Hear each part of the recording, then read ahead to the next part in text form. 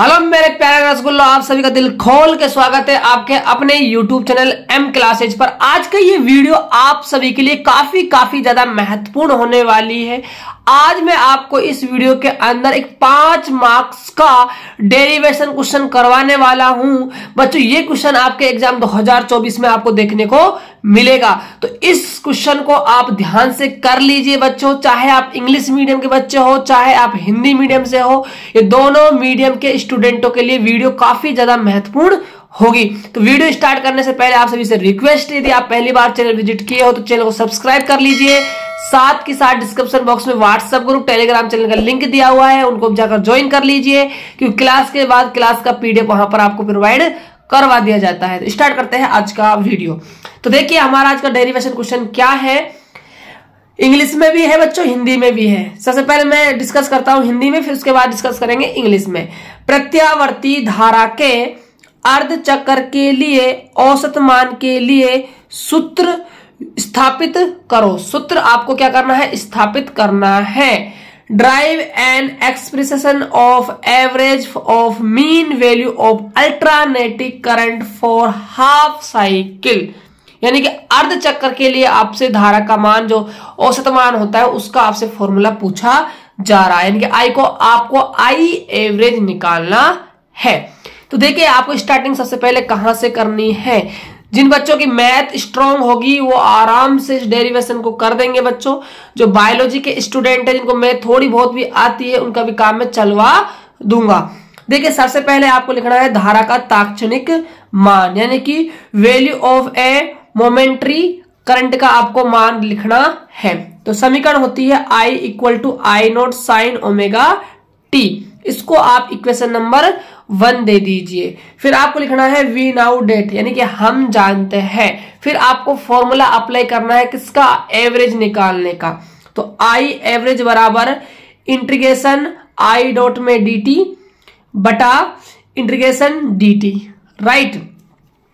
I average equal to, अब देखिए जो हमारी प्रत्यावर्ती धारा होती है वो इस टाइप से बच्चों चलती है। आप सभी को पता होगा ऐसे हमारी धारा चलती है। यहां हमारा 0 होता है, राइट। यहां हमारा टी बाई क्या होता है, 2 होता है, और यहां हमारा क्या होता है, एक आवर्तकाल कंप्लीट हो जाता है, जिसे हम टी नाम देते हैं।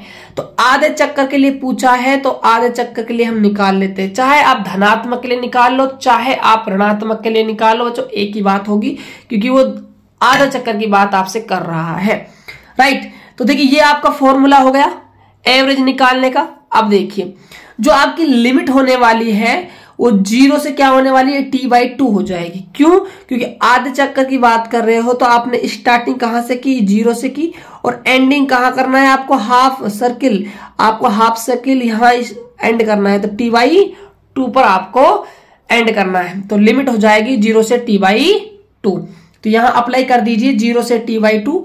आई की जो वैल्यू है वो आई नॉट साइन ओमेगा टी है, यहां पर पुटअप कर दीजिए, डॉट में dt आपका हो जाएगा।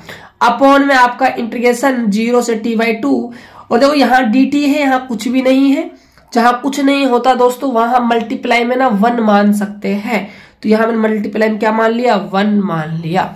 अब आप सभी को समाकलन के फॉर्मूले कुछ याद होने चाहिए। आपके टीचर ने आपको बताए होंगे बच्चों, नहीं बताया तब भी आपका मैं यहाँ काम चलवा दूंगा। देखिए इंटीग्रेशन dx, मान लीजिए यहाँ dx हो, dt हो, dy हो, dw हो, dv हो, कुछ भी हो बच्चों।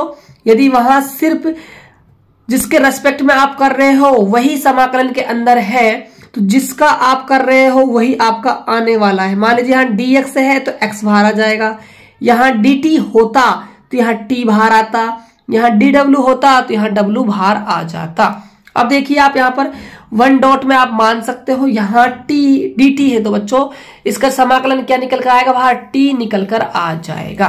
तो देखिए आगे आपको कैसे करना है।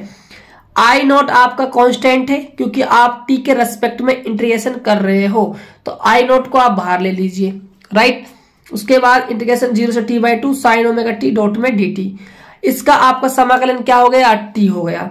लिमिट क्या है, 0 से t/2 आपने जमा दी।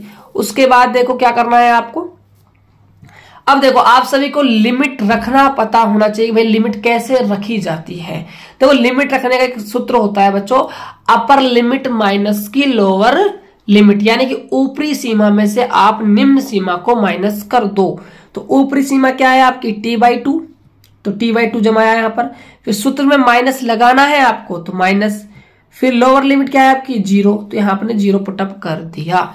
उसके बाद देखिए अभी मैंने फिलहाल ना ऊपर वाले का इंटीग्रेशन नहीं किया है, मैं नीचे वाले का कर रहा हूं। तो यहां से आपको क्या मिलने वाला है t/2, तो t/2 यहां मिलेगा, 2 कहां चला जाएगा आपका ऊपर, तो क्या बन जाएगा I average equal to 2I0 upon में t, इंटीग्रेशन 0 से t/2 limit sine omega t dot में आपका dt हो जाएगा।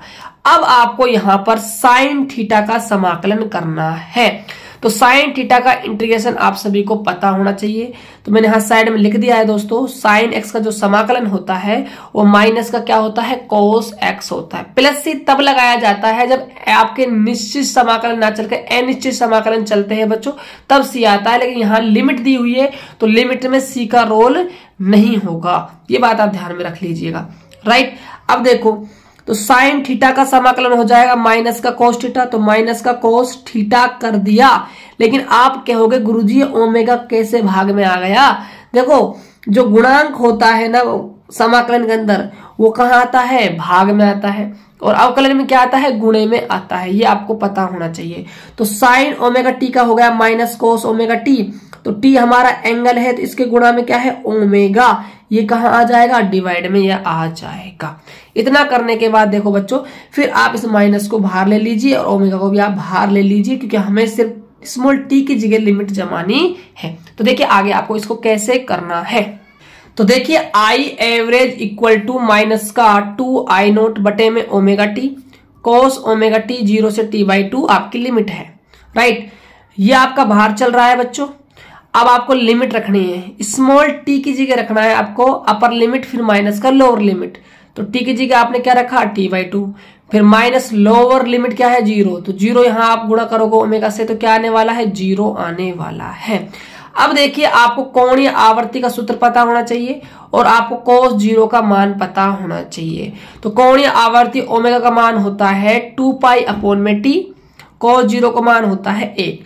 तो मैंने जहां जहां ओमेगा है ना वहां 2π अपॉन t जमा दिया, तो देखिए यहाँ पर 2π अपॉन में t, यहाँ भी 2π अपॉन में t, और cos 0 की वैल्यू 1, तो यहाँ पर 1 हमने पुटअप कर दिया। अब देखिए t से आपका t कट जाना है बच्चों, t से आपका t कट जाएगा। राइट, और यहां से t से ये t कट जाएगा और 2 से ये 2 कट जाएगा। यहाँ कितना बचने वाला है देखो, और यहाँ आप गौर फरमाते हो तो 2 से आपका 2 भी कट जाएगा। यहाँ बचेगा सिर्फ माइनस का I0 बटे में पाई, लिख दिया। यहां बचेगा आपका सिर्फ कोस पाई, लिख दिया, माइनस का 1। अब कोस पाई का मतलब है कोस 180 डिग्री, और कोस 180 डिग्री का मान होता है माइनस का 1। तो यहां पर हमने माइनस का 1 मान यहां जमा दिया। माइनस 1 रखने के बाद -1 और -1 ये ऐड होंगे तो माइनस के 2 हो जाएंगे। माइनस का 2 माइनस I0 से मल्टीप्लाई होगा तो प्लस का 2I0 आ जाएगा। फिर आप यहां पर पाई का मान आप जमाओगे 3.14 गुणा में I0। जब आप 2 में डिवाइड कर दोगे बच्चों 3.14 का 2 में आप डिवाइड करते हो तो आपको मिलने वाला है 0.636, और यहाँ आपका I0 बच्चों चलने वाला है। यहाँ पर भी आप I0 लिख लीजिएगा। तो I एवरेज बराबर आया आपका 0.636 I0। तो ये बच्चों आपकी डेरिवेशन यहाँ पर समाप्त होती है। तो ऐसे बच्चों आपको अर्ध चक्कर के लिए धारा का औसत मान निकालना आना चाहिए, क्योंकि एग्जाम में आपसे 5 नंबर का दोस्तों क्वेश्चन आपसे पूछा जाएगा। दोस्तों आपको ये डेरिवेशन समझ में आ गया है 5 मार्क्स का, तो आप हमें कमेंट बॉक्स में जरूर बताना कि हाँ सर हमें समझ में आ गया। यदि फिर भी आपको कोई भी डाउट शेष रह जाता है तो कमेंट बॉक्स आपकी सेवा में खुला हुआ है, आप फटाफट अपने जो भी क्वेश्चन है आपके इस डेरिवेशन रिगार्डिंग वो आप हमसे पूछ सकते हो। तो आई होप कि आपको इस सॉल्यूशन काफी पसंद आया होगा, इसीलिए आप चैनल को सब्सक्राइब कर लीजिए लेटेस्ट वीडियो पाने के लिए। और आने वाले दिनों में हम आपके लिए बहुत ही तड़कते भड़कते वीडियो लाने वाले हैं, इसीलिए आप चैनल को सब्सक्राइब भी कर लीजिएगा। और क्लासों का अपडेट पाने के लिए व्हाट्सएप ग्रुप और टेलीग्राम चैनल को भी ज्वाइन कर लीजिए। तो मिलते हैं नेक्स्ट वीडियो में, तब तक के लिए जय हिंद, वंदे मातरम।